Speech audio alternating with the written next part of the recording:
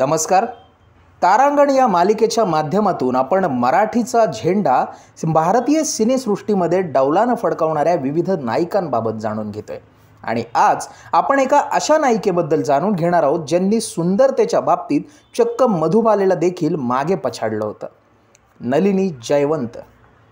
सुंदरतेच्या बाबतीत जेव्हा एक किस्सा आपल्याला सांगायचा झाल्यास 1992 पासून जेव्हा फिल्मफेअरने ऑफिशियली मॅगझिन्स काढायला सुरुवात केली तेव्हा त्यांनी विविध ठिकाणांहून भारतातील टॉप 10 हिरोईन्स कोण यांचा पोल घेतला होता.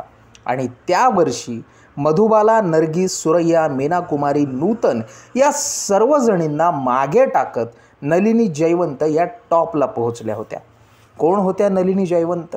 सुंदरतेच्या बाबतीत त्या सर्वात पुढे असल्या तरी देखील त्यांचं आयुष्य हे शापित का समजलं जात होतं, जाणून घेऊयात आजच्या व्हिडिओच्या माध्यमातून. नमस्कार, मी नीरज आणि आपण पाहताय फिल्मी बुडबक.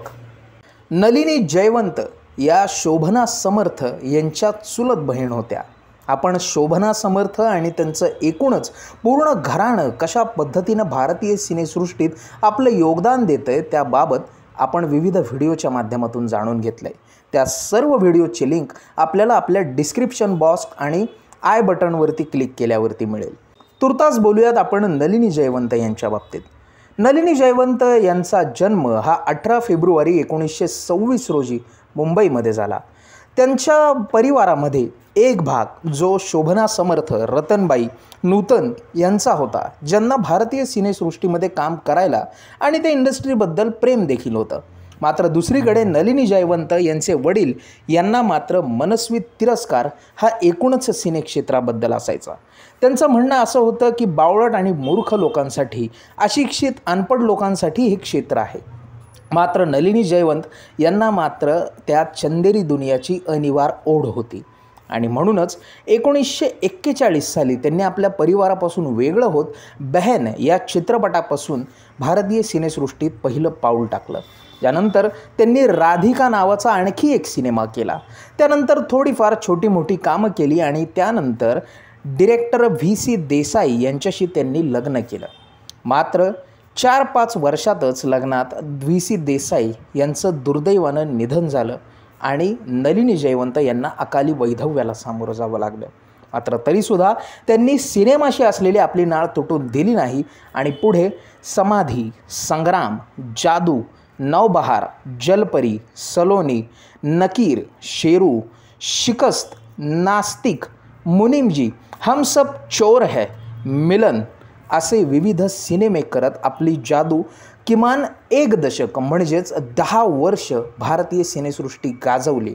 आणि या सगळ्यात ज्या ज्या सिनेमामध्ये नलिनी जयवंत यांनी काम केलं ते सिनेमे सुपरहिट ठरले. पहिली बिकनी फोटोशूट करणारी हिरोईन म्हणून देखील नलिनी जयवंत ओळखल्या जातात. पुढे जाऊन त्यांनी आपल्या को-स्टार असलेल्या प्रभू दयाल यांच्याशी लग्न केलं आणि त्यानंतर मात्र त्यांचा डाऊनफॉल सुरू झाला. त्यांचा शेवटचा हिट चित्रपट होता काला पानी. मात्र ज्यानंतर त्यांचे कुठलेही सिनेमे चालले नाहीत. पुढे जाऊन प्रभू दयाल हे देखील व्यसनाधीन झाले आणि आपण त्यांच्याच पैशावर व्यसनं करू लागले.